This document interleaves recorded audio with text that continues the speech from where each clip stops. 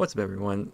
This episode is going to be a very special episode of the Animal by Cam Fantasy Football Podcast because this is our first off-season podcast, and we also recorded it in a car driving to the mountain. So the audio is going to be a little weird. But yeah, we're just trying it out, and hopefully you guys enjoy.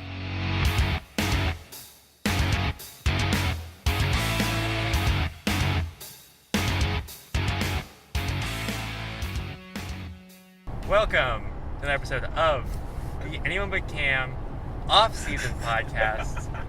I am one of your hosts. My name is Frankie, and sitting right next to me in his car is Cam. Cam, how's it going? Feeling a little sick, but about to go sledding, which will be fun. And we got Logan right behind me with a very besmirched face going on, so it'll be a good time. Hey, Logan, what's going on? Fuck you. Just kidding. I love everyone. So Logan, Yeah. this fantasy season, might as well, while it's fresh, still bring it up. Mm-hmm. There's some ups, some downs, for sure. But you finished it in 11th place, right? Yep. With a outstanding scoring performance in that Typical of my team. Week 16 game. Yeah. So coming up clutch, how do you think it went for you? Well, I think it went swimmingly. My Jets went off as I predicted. I know that you and Frankie, frequent doubter of anybody that dons the beautiful, green and white of the New York Football Jets. But Robbie Anderson delivered as he always does. Elijah McGuire, always good. Using that word a little liberally. Always. I have never seen Elijah McGuire play even okay. He's always spot on. Excellent. Chris Herndon the fourth. I think he's solidified himself as a top 5 tight end in the league, maybe of all time, with a stellar performance, like 5 catches, 80 yards, a touchdown. You don't see that often from a tight end these days. Once a week at least, but go on. Well, yeah, once a week. At So he's least. he's a standout. I didn't play Lamar Jackson. I intended to. Forgot to put him back in. Happens. Or maybe I did. I honestly don't remember. But whoever I had in at quarterback, he did a pretty good job. And I don't know who I played either, but I fucked him up. Play JP. Play JP. I played JP. Put Fuck him you. down at the bottom. Yeah. Yeah, I mean, to be honest, I think of all the people we've mentioned, none of them are particularly talented. Besides Robbie Anderson, I think Robbie Anderson is actually pretty good. But Chris Herndon's a good pick, Yeah. honestly, but in the landscape of tight ends, sure. But yeah. So Logan, what do you feel about Todd Bowles being let go by the Jets? Well, I think it's a shame. I think he was proving himself to be a top 5 head coach, not only in the league this year, but of all time. Up there with, McAdoo and Belichick. So it's a disappointment, but the New York Football Jets don't need a coach to win. They do that on their own. Sam Darnold is basically Peyton Manning in where he runs the entire offense. I right? would agree. I'd say Sam Darnold is a mix between Peyton Manning. He's got like that pre-snap awareness of Peyton Manning. He's got just, ball security, decision making of Tom Brady, but he's got the athleticism of like Andrew Luck. And so that's why I think that he's going to be the next big thing in the NFL. People are sleeping on him because he went to, small school right out of college. Not a lot of people had heard about it before him. But I think that he's going to be an excellent 20-year starter. That's cool. Thank you. Alrighty, well, that was painful. Thank you, Logan. An exercise in lying. Alright, yeah. So, if you guys, I guess, haven't mentioned yet, we are in Cam's car driving to White River Snow Park. East, yeah. So we're just recording on my mobile recording device. Yeah, so we're just kind of doing it, seeing how this goes. Cam and I have each brought a topic to the table today, and we will start with mine, going off of what Logan just said, and is why do we love fantasy? Cam, why do we love fantasy so gosh darn much? Gosh darn, keep it G-rated, Frank. I mean, we started a podcast for it. We've been playing it for years. I put a lot of my own ego and time and self-respect into my fantasy performance. But why? Why do we do it? Why do we do it, Cam? See, there's one thing. Oh wait, we passed Jake Logan? Yeah. That's wild. Get owned. Like an hour ago. Yeah, we've been driving an hour, idiot. There's one thing that I love more than watching football and, hanging out with the boys. It's beating the boys, obviously, not in a gay way. And, If there's anything wrong with that. Yeah, but it's not what I was talking about, obviously. And it's just a great time to, look at the teams you got going, just fantasize about how sad Justin will be when I just, destroy him next season as vengeance. I don't know. What do you think, Frankie? I just feel for me, it's fantasy takes my favorite thing, one of my favorite things of watching football, and it expands on it in so many ways, right? It's prior to fantasy being a part of my life, I was here. I didn't particularly follow the NFL. I just followed the Steelers and the big names, the big teams or whatever. But now it's just you have the ability to pay attention to every single team and all their skill position groups, and it can all matter. I find that I know a lot more about the league now, which is fun. And it's just I think at the end of the day it is just fun to put time into this, and then winning or even losing can sometimes be fun too if it's a close match. But it keeps all it's something that everyone in the group can enjoy together for the most part. And yeah, it's just something to do, and it's awesome. What about you, Logan? What? Why do you love fantasy? Oh, I don't. Why do you play? Well, I'm part of the league, so I have a responsibility to be competitive, which I purposefully try not to be on occasions. However, I do enjoy dunking on people like Frankie. How I repeatedly beat him week 1 of the year. It's always my pride and joy to do so. To put him in his place, He labels himself as King Frankie, or now Queen Frankie. However, I think that after these past 2 seasons, we all are kind of calling bullshit on Frankie being good at fantasy. I think we all realize that championship run he had was nothing but a fluke. Ooh. That's a lot coming from the person who's placed 11th. 2 seasons in a row now. That's exactly what I wanted to be. As opposed to me, who placed 5th. Strictly one. You can say that all you want, but we know it's not true. I gave you my good players so I wouldn't make playoffs. That's not true. That is 100% true. You can ask As Justin revisionist or history. Greg. Complete revisionist history. Complete revisionist history. Anyways. Also, I got a better running back than you. Yeah, my running back didn't play this season, so what do you... No, I'm just saying I got Kenyon Drake. I'd rather have Kenyon Drake than Philip Lindsay? Yes. You're insane. No, I just think Kenyon Drake's a motherfucking G. Adam Gase gone. Yeah. Wild Kenyon card. Drake, I can't keep him because I'm going to have to keep Devontae or people are going to get upset with me. What? They're going to be like, oh, you're not trying. No? Yes. I mean, anyways. Okay, anyways. What do you give up for Devontae? Is he a first? No, he'd be a second. For probably the wide receiver 1 next season? Yeah. Yeah. I mean, I don't want to, but that's why I can't keep Kenyon Drake. Because they both be a second round keeper. Because they're both drafted in the 3rd round. You can push one up to the 1st round if you'd like. I'm allowed to do goodbye, that. Jake. Yeah. Really? Where does it say that? Well, I guess it doesn't necessarily say that, but because when this last season wanted to keep 2 people off the waivers, I just said it counted for the whatever it was, and then one, I think that's the 9th round or whatever he replaces, and I had to replace his 8th as well. I saw he had Josh Gordon, somebody else, and I had Josh Gordon replace his 8th round pick. Interesting. Very interesting. Yeah, I'm probably going to keep Devontae and Robbie. Maybe Calvin. Maybe Kyrie Fairbairn. Ooh, That's a strong pick. that's a sleeper pick right there. Having an entire positional advantage over everyone in the league. Yeah, I probably would have drafted him in the 9th anyways. Maybe even before then. Cam, would you like to go on your topic now?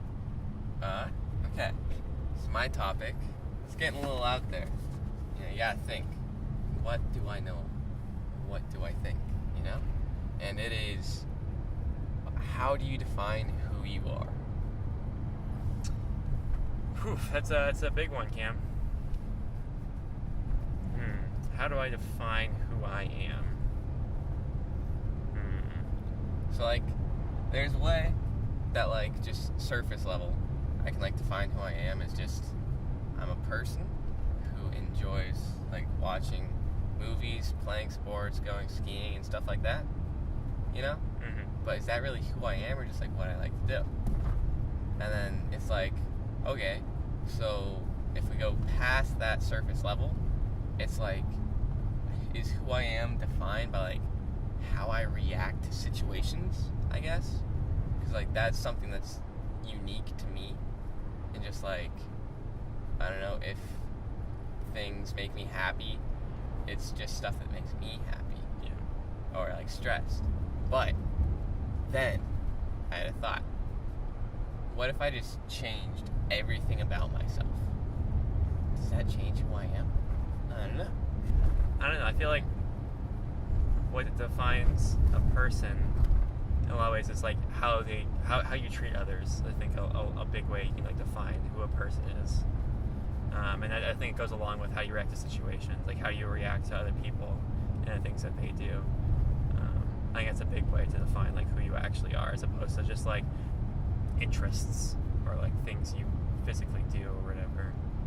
But if you could change it, but like, yeah, I don't know, it's kind of interesting. If you could, what do you mean like change everything about you? Like your personality, like the things you do? So, I've had, you know, oh, God.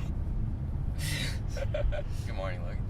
I've had a couple, I don't know, in-depth conversations with people who have had, you know, what some might call, like, epiphanies or life-changing experiences type things where, you know, how they acted before those experiences were just very different from how they acted after, you know? And it just got me to think, like, did they as a person change from those experiences? Or are they still the same person and, like, in the deepest level, and they just, like, I don't know, you know? I don't know. It's like I feel like people are constantly changing in like small ways, and that's just like maybe a bigger way that they change. But like, it's kind of a weird question, like the difference between like who they are as like at their very core versus like just the way they act. What do you think, Logan? Yes. You're gonna peek the mic. Don't do that. In international relations, if you take that class or a class like it, you will learn that human beings are complex and ever-changing. Therefore, I don't think you can just pin somebody down as whatever they are, because they're going to change. So is there anything constant about people, you think? It depends on what time, you know, the amount of time you're looking at it. I'm saying, like, throughout someone's life. Maybe throughout their adulthood. Or, like, you know, when they start becoming self-reliant. Is there anything that just, like, defines who that person is? Yeah. I mean, not everything is going to be fluid. There are going to be defining characteristics of somebody. Like, defining characteristic of Frankie is he's a sensitive soy boy. So there's that. I don't think that's going to ever change. I think Frankie's going to always be a sensitive person. I don't think it's a bad thing. We might make fun of him for it, but I don't think it's a bad thing. I'm gonna cry. On brand. I am very sarcastic. I don't think that's ever going to change, but I think that other things about me will, you know, as we grow up and mature and our experiences shape who we are. If I, you know, live through a terrorist attack, I'm pretty sure that's going to change the way I look at the world. Whereas if I live life very sheltered and protected from everything, you know, I'd end up as a much different person. Yeah. I guess, like, I was thinking, what if I, one day, just decided to drink, smoke, I don't know, swear, go, I don't know, find loose women, and, I don't know, stop judging people, stop caring about anything that I currently think is fun, and just, like, because I could one day just wake up and decide that's what I want to do with my life. Well, do you think all those things are what define you? That's what I'm asking. That's what you're asking, yeah. Like, if I had to, like, list out qualities of myself that were, like, I don't know, if I was trying to describe myself to someone who never knew who I was, to try and get them the best picture of me, that would be definitely part of it, you know? But I'm just like, it's weird to me to think that we could just constantly change everything that everyone sees about us, and like we could just choose to do that, and then how we're viewed in the world would just change completely. It's interesting. We talk about like a constant, like you said about like is there a constant part of people, like say when they're growing up or whatever. Mm-hmm. At least someone like to me that the thing that immediately rings in my mind is like the concept of like a moral compass. It's very like Christian idea pretty much, but I think there's probably some truth to that. Like at a certain point you like understand like what you value in like other people and in like things you look for as like good qualities and things or like opinions on like I don't know people in need or suffering or anything like that, and you can kind of figure out like what you define to be as moral or not. I think that can be constant, but it can also change. It can definitely also change though. So I don't know. Yeah, that's a thing, I guess. If you're into that. Maybe. Yeah. Maybe. Yeah. Jesus. Logan, Yeah. do you think people are innately born good or evil? No, I don't think there's such thing as evil or good. It's all perspective based. You know? Some people I disagree. Some people think that having an abortion is evil. Other people think that it is perfectly acceptable. Who's to say who's right? I don't know. I think that you should be able to do whatever the fuck you want, but I understand that not everybody thinks that way. So I don't think it's wrong to think that you shouldn't. if I was out hiking with a shotgun and I saw a bluebird in a tree singing a song, and I just take the shotgun, point it at the bluebird, and shoot it, that's not innately evil. Why would that be evil? Because I just killed something for no gain whatsoever of myself. Yeah, I don't know if that's evil or just not something you should do. I think evil is thrown around too much. I think that, you could make a case, a very strong case, that a genocide is evil, and I'd probably agree with you.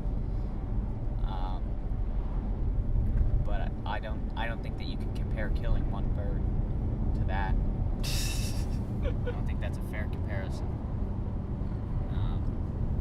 But yeah, maybe a vegan might, or a PETA. PETA activist. So I don't know. Frankie probably agrees with Not that. a PETA activist. Okay, aspiring PETA Not true. activist. What they replace two birds with one stone with? Scone? Feed two birds with one scone. Yeah. Who needs to really grab PETA by the thorns and give him Yeah, I don't know. I don't even remember what the question is. I wasn't paying attention. Something about who we are. Yeah, something like that. Oh, yeah. Well, yeah, I don't think that really matters. Because I think it's... Not everybody defines who they are as the same thing. Like, some people, describe who they are by their diet, or by their gender identity, or their sexual orientation, or by their race, or, like, Cam does, as by what they like. I think it's very fluid, and I don't think it really matters. Yeah, that's interesting. Maybe that's the broader point here. Like, what do you define yourself, but does that even matter? Well, the way I think of it, do you act how you act because that's who you are? Or do you act that way because that's how you think you are? Or do you act that way because that's what you think other people think you are? Yeah. You know? Because, like, I don't know, at least for me, I definitely, if I'm all by myself, will do things that I wouldn't do, you know, in a group activity kind of thing. Like what? I don't know. I swear at the snow so much when I'm skiing. It gets really annoying to me. Like, if it just bounces me or something, I'll just be like, screw you, snow. I don't know. So it's like, is that who I am? It probably is. Yeah. Somebody that hates snow. Dude, despise it. Why can't it just get along? Yeah, honestly, skiing's a bitch. Yeah. I understand. It was like you're talking about like that's like your id coming out. Ooh. Like we're talking about Right. id versus ego versus superego. Uh-huh. I think that probably would display at least some That's a kind of good point. You could make some kind of like a lens analysis through that for sure. And from this discussion, Interesting. like there's like who you are can be defined in multiple parts. It doesn't have to just be like because I feel like I would define either of you differently than you would define yourselves. Right? Yeah. How would you define me, Frankie? As Abrasive. sarcastic, a button pusher. Untrue. Chaos stir. That's Devin. You're definitely in the chaotic column of the alignment chart. I thought I was neutral. Alex put me in neutral. I thought he put you in lawful evil No, because that was like Frankie. Frankie's lawful evil. I'm neutral evil. Okay. And Devin was chaotic. Yeah.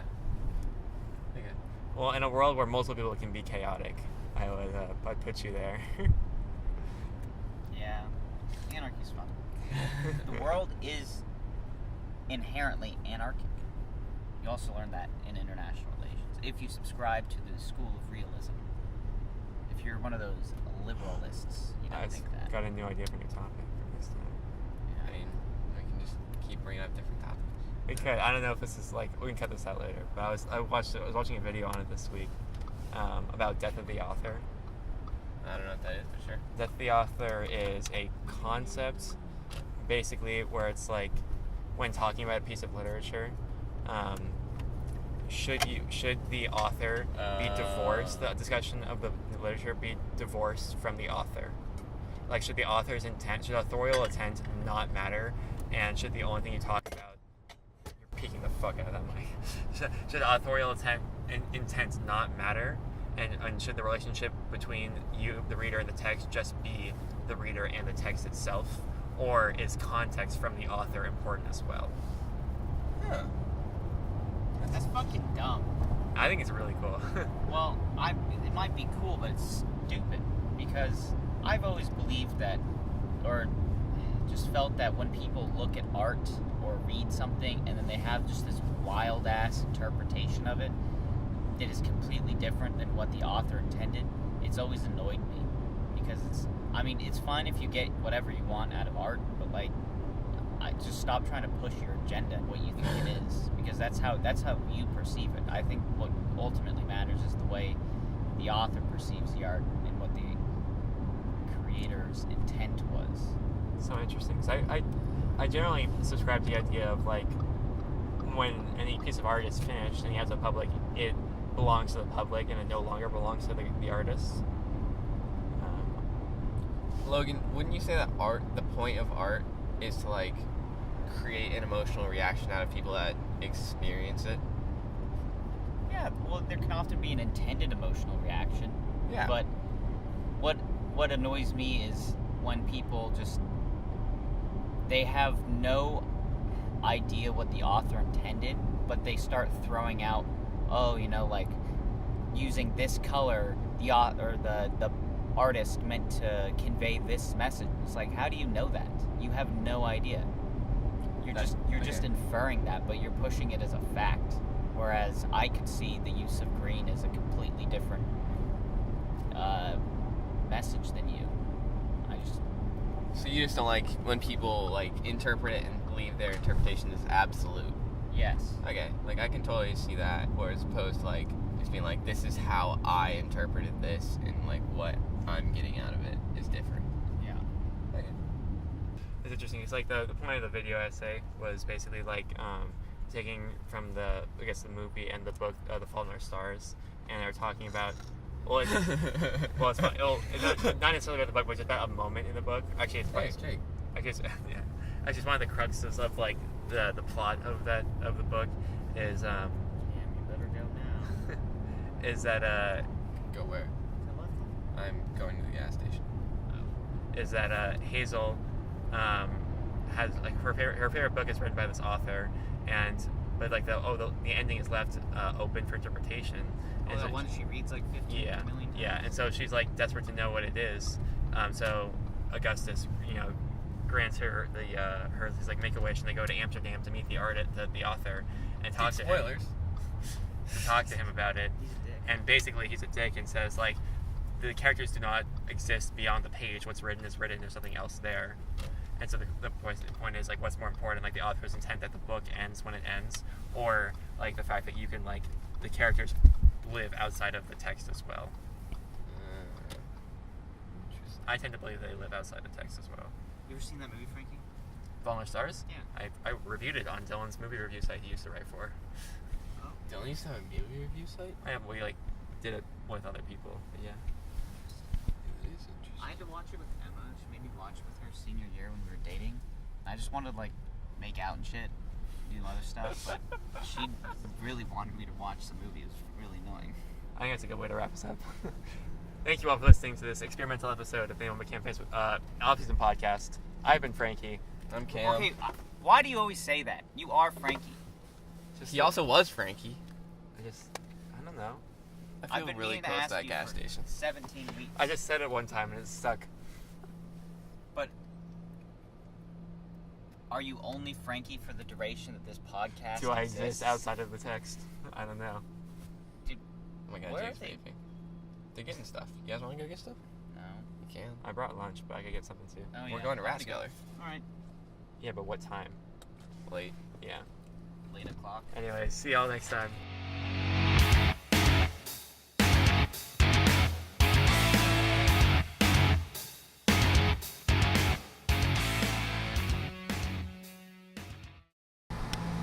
Yo, Puerto, we're about to save the mountain.